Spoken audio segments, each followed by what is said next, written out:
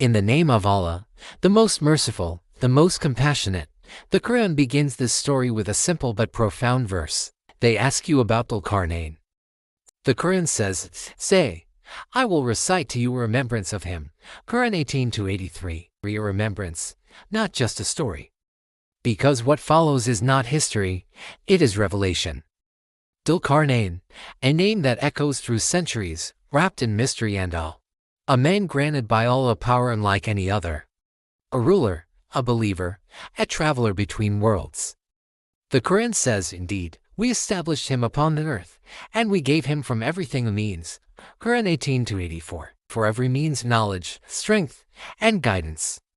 A divine gift that allowed him to reach places no man had ever seen. But who was he really? A prophet. A righteous king. A seeker of truth sent to restore balance upon the earth. The Qur'an tells us that he followed a way. He used the means Allah gave him, not for conquest, but for justice. The Qur'an says, so he followed a way. Qur'an 18-85. His first journey took him to the place of the sunset. To a land where the sun seemed to sink into a dark, boiling spring. And there, he found a people, a civilization living in corruption and disbelief. Until, when he reached the setting of the sun, he found it setting in a spring of dark mud. The Qur'an says, and found near it a people. Qur'an 18-86. Then Allah revealed to him a command, a test of leadership and mercy. We said, O Dhul-Qarnayn, either you punish them, or else adopt among them goodness. Qur'an 18-86. The fate of a nation rested upon his decision. Would he rule with an iron fist, or with compassion? And Dhul-Qarnayn, the man of wisdom and faith, answered with balance and justice. He said, as for the one who wrongs, we will punish him, then he will be returned to his Lord. And he will punish him with a terrible punishment.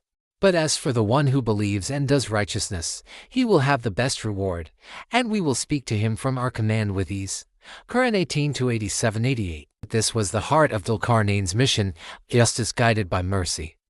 He punished the corrupt, but uplifted the righteous. He ruled by divine law, not by personal desire. In this moment, Dhul-Qarnayn became more than a king. He became a reflection of divine justice upon the earth, but his journey was far from over. The Qur'an says, then he followed a way. Qur'an, and each time he followed a way, he uncovered new signs of Allah, signs written not only in scripture, but across the horizons of the world. Some scholars believe Dhul-Qarnayn's travels were not ordinary, that he ventured to realms beyond the reach of mankind, to the edges where the earth meets the unseen. Could the means Allah gave him be a form of knowledge that transcends what we call science today? Could his journey have taken him across dimensions that our eyes cannot yet perceive? Whatever the truth, the Qur'an makes one thing clear. Dhul-Qarnayn's power was not his own. It was a trust, a test, a reflection of what happens when a believer is granted authority and uses it for truth.